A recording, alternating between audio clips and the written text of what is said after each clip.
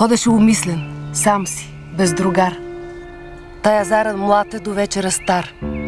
Одеве търговец, сега просек дрипав. Кога се наложи и сляп, и хром, и клипав. Днес в селото глухо, утре в някой град. Говореше тайно за ближни и преврат, за бунт, за свобода, за смъртта и за гроба, и че време е вече да въстане роба, че щастлив е онзи, който вдигне пръв народното знаме и пролее кръв, че трябват кураж, твърдост, постоянство, че страхът е подлост, гордостта – пиянство, и че всички сме равни в големия час. Той вдъхваше бодрост в народната свяст.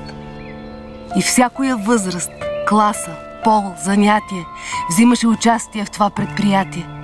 Богати и с парите, сиромаха с труда, момите си глата, учени и с ума, а той беден, гол, бос, лишен от имота, за да е полезен, дал си бе живота.